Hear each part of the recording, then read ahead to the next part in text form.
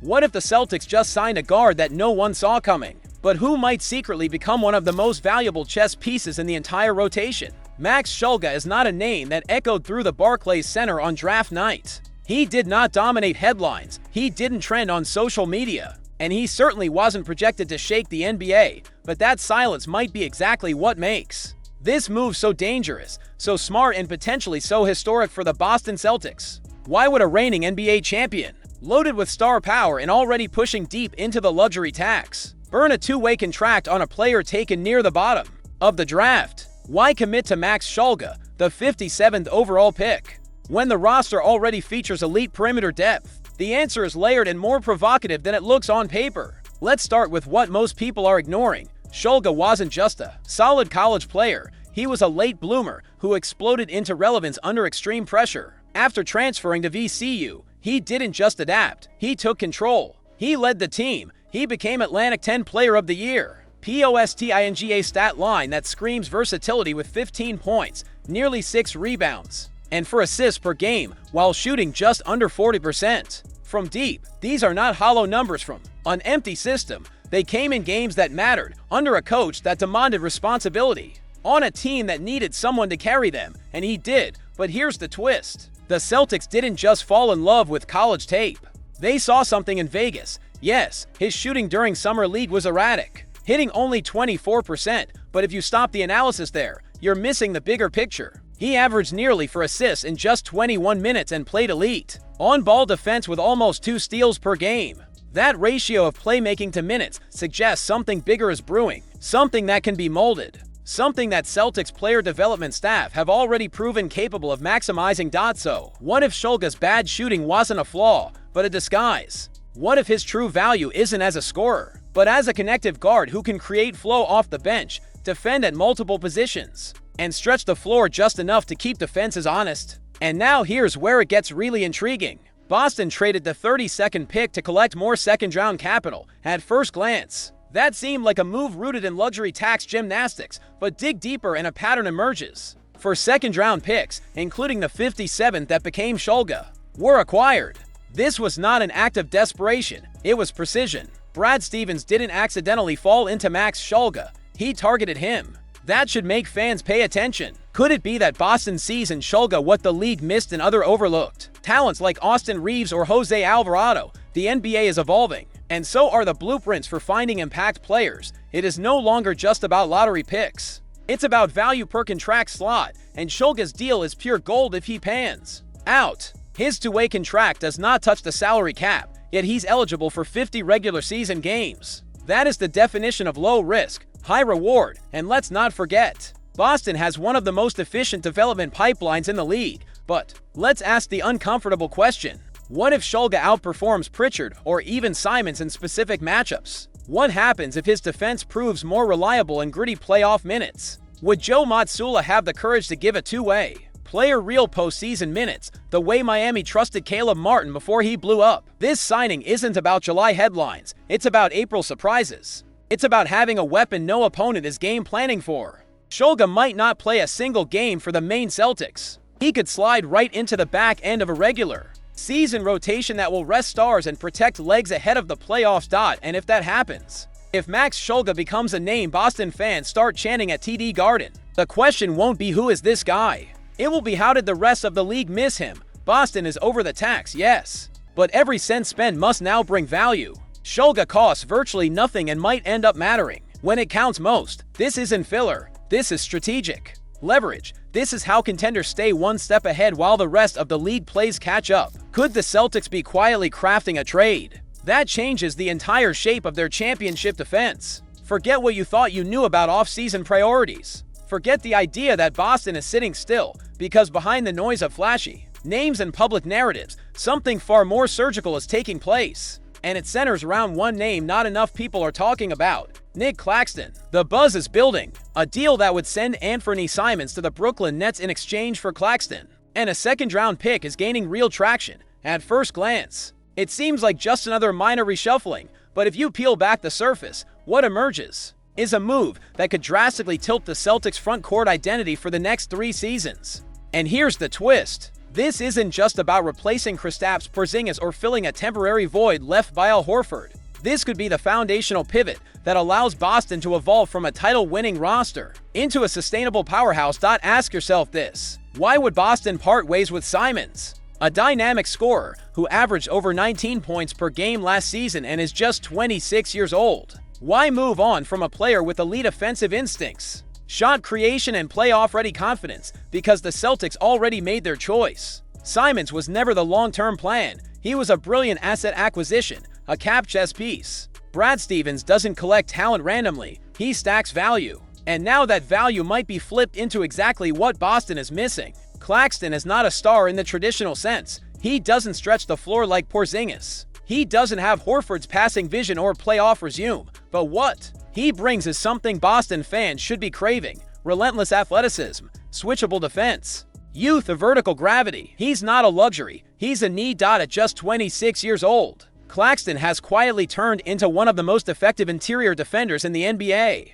He averaged over a block per game, while anchoring Brooklyn's paint with length and anticipation. But that's only part of the story. His foot speed allows him to switch onto guards, his wingspan disrupts passing lanes, and his underrated instincts make him more valuable than the box score shows. What no one seems to be asking is this: what happens if Claxton thrives in a system like Boston's, surrounded by elite perimeter defenders, integrated into one of the smartest defensive units in the league, and coached to lean into his strengths? Could he unlock a version of himself that never had room to exist in Brooklyn? And the timing could not be more perfect. With Jason Tatum sidelined and the Celtics retooling for a back-to-back title campaign, the window to experiment is wide open. Claxton could start or come off the bench behind Neemias Queta, but either way, he would bring something no one else on the roster truly offers: explosiveness in the paint, second chance energy, defensive insurance against teams like Milwaukee and Cleveland that live in the interior. His contract is locked in for 3 years, which is no small thing.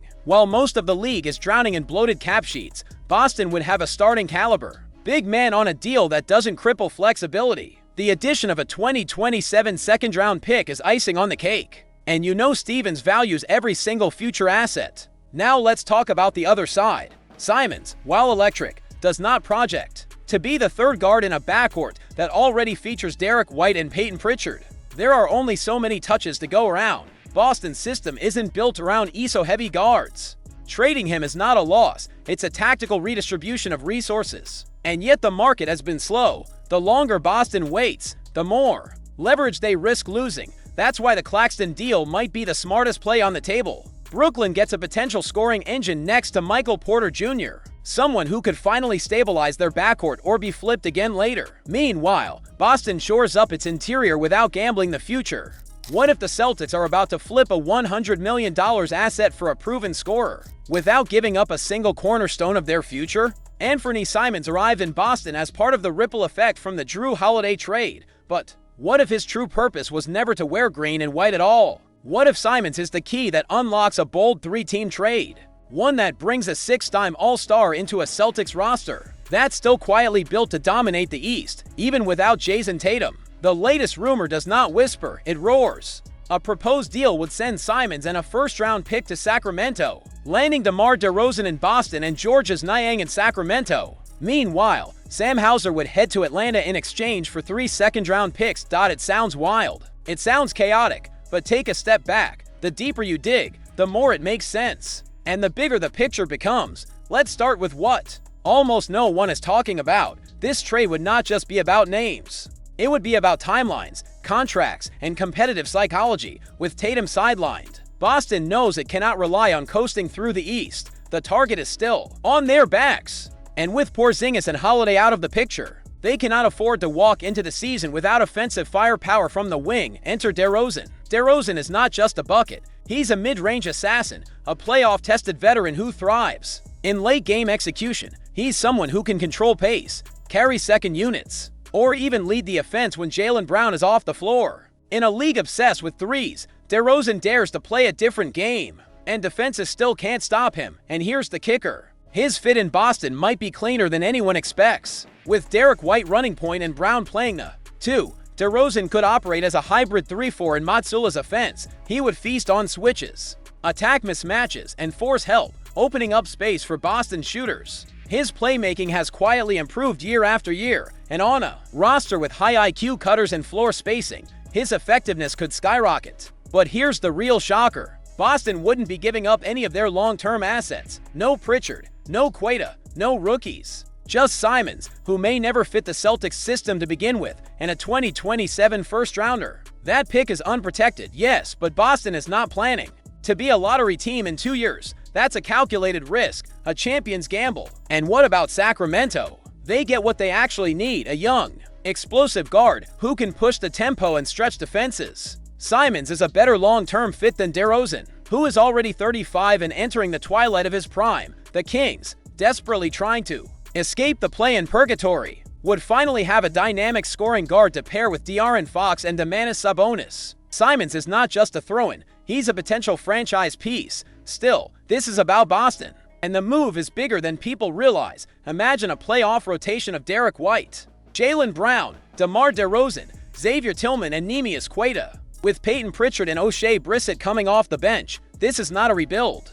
This is a reshuffle. And if Tatum returns before the playoffs, Boston could be terrifyingly deep once again. But maybe the boldest part of this proposed trade isn't the players, it's the mindset. Brad Stevens would be sending a clear message to the league. The Celtics are not here to survive a season without Tatum, they're here to win one. And that brings up a more uncomfortable conversation. Are the Celtics quietly building a blueprint that wins without a top 3 MVP candidate? What if Boston adds DeRozan, leans into Brown's leadership, and unlocks a more balanced, unpredictable offense in the process? What if DeRozan becomes a mentor figure in the locker room? A veteran who demands intensity and focus when things get shaky? What if Kristaps Porzingis never truly saw himself staying in Boston, and his latest statement just exposed the entire plan? Behind one of the most shocking roster shakeups in recent Celtics history, the façade is cracking, and now the truth is spilling out. The former Celtics big man has spoken publicly for the first time since his trade, and it's what he didn't say that's causing a stir across the league. Porzingis just admitted he thought he was heading to San Antonio this summer, not Atlanta, revealing a behind-the-scenes reality that could change how we view the Celtics' entire offseason. But let's not get distracted by where he landed. The real story is why he left. Porzingis' playoff numbers were rough, yes, averaging just 7.7 points per game on a dreadful 31% from the field, and hitting only 15% from 3. He looked like a shell of the versatile unicorn Boston thought they had acquired. But even those stats don't fully capture what was happening beneath the surface. The Celtics were not caught off guard by his struggles. In fact, they may have been planning this exit for months. Listen closely to what Porzingis himself said. The rumors started popping up during the season already. It didn't exactly distract us, but we knew this team might not stay together due to the salary cap. That is not a casual admission. That is confirmation. The players knew the teardown was coming, and they played through the playoffs knowing full well that some would not return. But here's where the story gets even more twisted. Jason Tatum's Achilles injury may have accelerated the timeline, but the gears were already turning the moment Boston locked in extensions for Derek White and Jaylen Brown. While preparing the richest deal in NBA history for Tatum, something had to give. Porzingis' $30 million price tag was simply unsustainable under the second apron, and everyone inside the organization understood it. The shocking part, this was not a sacrifice. It was a strategy. Boston's front office didn't move Porzingis because he failed. They moved him because they knew his role could be replaced by smarter, more agile roster construction. The core vision never changed. Tatum, Brown, White, and now a cast of versatile, hungry contributors ready to evolve. In a way, the trade was less about Porzingis and more about the future-proofing of a championship team. Now, here's where things get spicy. Porzingis admitted he expected to be sent to the Spurs. That would have paired him with Victor Wembanyama in what could have been one of the longest, most skilled front courts in NBA history. But Atlanta came in, fast and aggressive, and stole the deal. That sudden pivot wasn't just surprising to Porzingis, it hints at something deeper. The Celtics didn't just want a clean exit, they wanted leverage, they wanted control, they wanted to make the most of every dollar, every roster spot, every piece of the puzzle. Meanwhile, the Spurs still walked away with a Celtics center, just not the one everyone was expecting. Luke Kornet signed for 4 years and $41 million, a move that went under the radar but now feels like a quiet echo of Boston's shifting internal priorities. Kornet wasn't just depth, he was flexibility, he was cap control, and he was evidence that the Celtics were already preparing for life after KP. Now let's talk about Atlanta. Porzingis lands on a team with Trae Young, an elite pick-and-roll initiator, and a roster hungry to escape mediocrity. It's a clean fit on paper, but the real question isn't how Porzingis will perform in Atlanta. It's whether Boston just sold high at the perfect moment, because here's the uncomfortable truth. If the Celtics had waited longer, if they had let Porzingis' postseason struggles define his market value, they might have walked away with far less. Instead, they acted fast, they controlled the narrative, and they flipped a potentially problematic contract into an opportunity to reshape their identity. Porzingis will be remembered in Boston for his flashes of brilliance, his shot-blocking presence, and for the version of the Celtics that lifted a title with him on the roster. But emotionally, he never seemed fully embedded. Not in the way fans connected with Marcus Smart or Al Horford. His goodbye wasn't tearful. It was matter-of-fact that he called the trade a nice surprise. That's telling. This wasn't betrayal. It was business, and Boston, more than ever, is playing the long game. Now the Celtics turn the page with a front-court rotation built on youth, athleticism, and depth. Neemias Queta, Xavier Tillman, and others will battle for starting minutes. Simons may still be moved for additional size, but the blueprint is clear. Keep the core. Optimize around it. Don't let nostalgia block evolution. The Porzingis chapter is closed, but the message it leaves behind is powerful.